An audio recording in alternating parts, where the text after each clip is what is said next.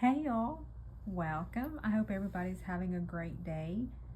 Thank you so much for being a part of this community. I really do appreciate it.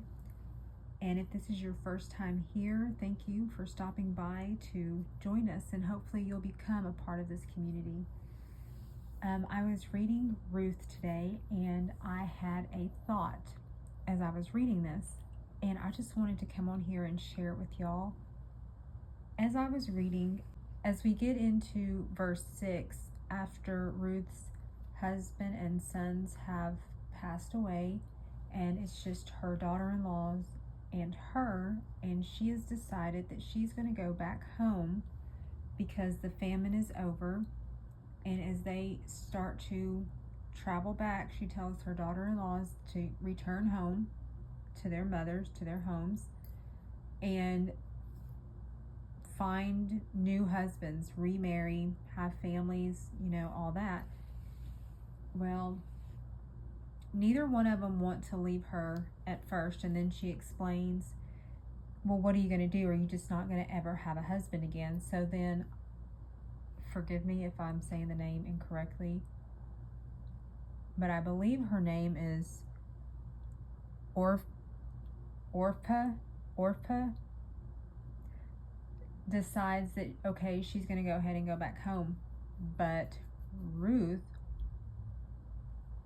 decides that she is going to stay with Naomi.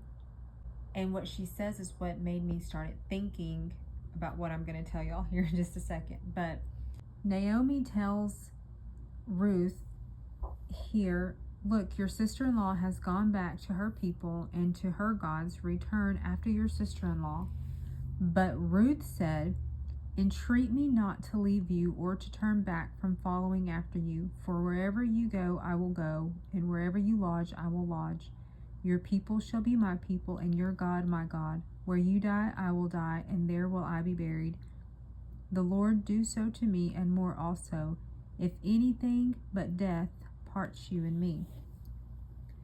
So I was reading that, and I was like, wow. Ruth is, and even down here, it talks about how Naomi sees that Ruth is determined to go with her, so she stops speaking. She stops trying to convince her to go back to her home because it's useless, because she knows she's not going to go back.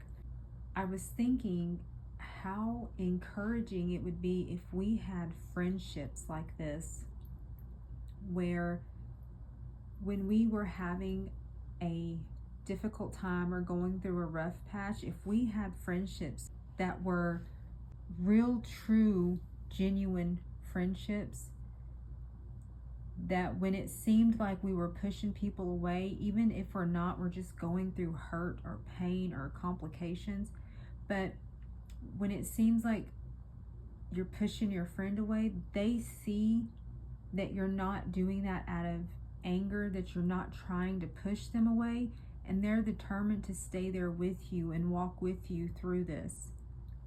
And I was like, that would be so awesome to find or to have friendships where they are with you through thick and thin.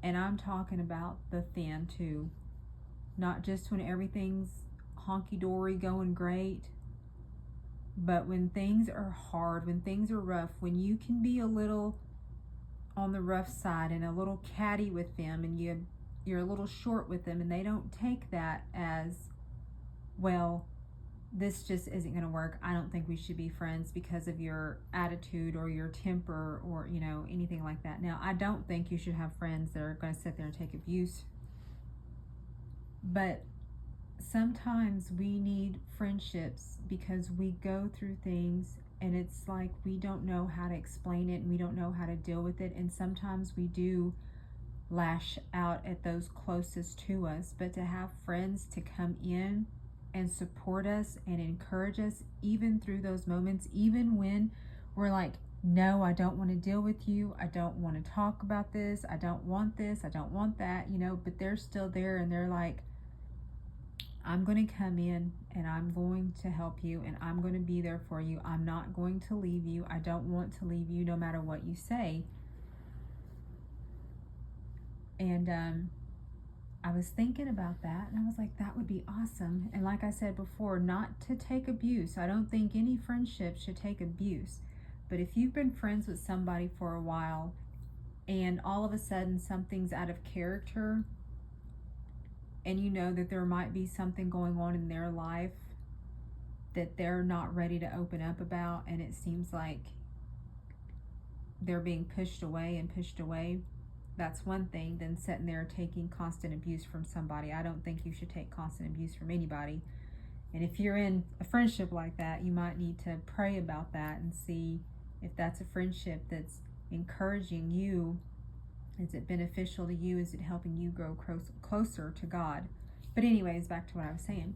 So I was thinking about, man, it would be so awesome to have a friendship like that. And I'm not saying that I would be hateful and rude, pushing people away, but just to have a friend to come in and be encouraging. And when I'm going through troubles, they don't back off and they don't run away, and because I'm not in a position that I used to be, you know, they're still standing there with me. And as I was thinking about that, I was like, and I also need to be that friend to someone too. Because if I'm going to expect that from a friend, I need to be that to a friend. And I was thinking about that because I am a sensitive person within my friendships. So if I feel that in my friendship somebody has betrayed me or used me, I kind of back off real quick. So if we're friends and everything's good, and I'm not using you for anything by any means, I don't use my friends for anything. My issue comes because I have been hurt in friendships. And so when I see a friend try to, maybe not try to, but if I see a friend start distancing themselves from me, they're not interacting with me as much, calling, talking. When I call, they give me short answers. If I text, they might text me one message back, if any. And rather than me say, I wonder what's going on, and pray for them and then continue to be there to support them and help them and encourage them, I'm like, well, apparently they don't want to be friends anymore. And then I'm like, okay, well, I'm done with that. And then I'm done with that friendship and I just move on. But reading this, I was thinking, if that is what I expect from a friend, that's what I need to be to a friend.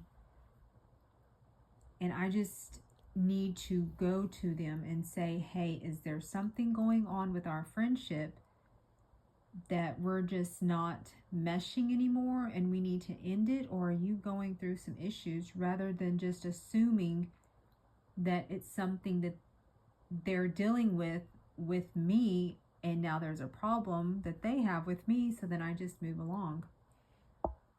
So because when it comes to friendships, with me, friendships are like family. So if we're friends, like we're friends, and then we're like family, and that's how I am. Friendships are like family. So I wasn't used to this, somebody using you for something, or, you know, them only talking to you because they needed to get information or get close to somebody else or know about a position or anything like that. So friendships were like family. And then when you are hurt by somebody that you thought was family, it is hard to not assume that everybody that comes that wants to be your friend is genuinely wanting to be your friend and not wanting something. So I was like, man, I wish I could have a friend that was just there no matter what, and through my struggles and through the difficulties and, you know, the down times and the up times, they would just be there and encouraging and not get, you know, frustrated with me when I'm having a bad day, or, you know, when I'm venting or griping about something, that they would be encouraging to me. And I was thinking, I need to be the same thing to others. That's what I need to do. Rather than let the past come in and dictate how I'm going to have these friendships or what I'm going to do in these friendships, I need to let the past be the past. And from this point forward, base our friendship off of the experience that I've had with this person, not with what somebody else has done in the past, and then just cut them off as soon as something goes wrong so that I don't get hurt. Because Ruth could have easily said, okay, well, I'm just going to go and do my own thing.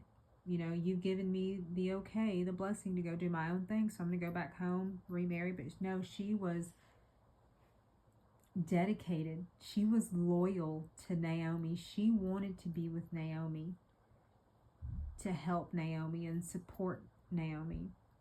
She wasn't just going to run away just because there was a rough patch. She was going to stick with Naomi. They were going to get through this together.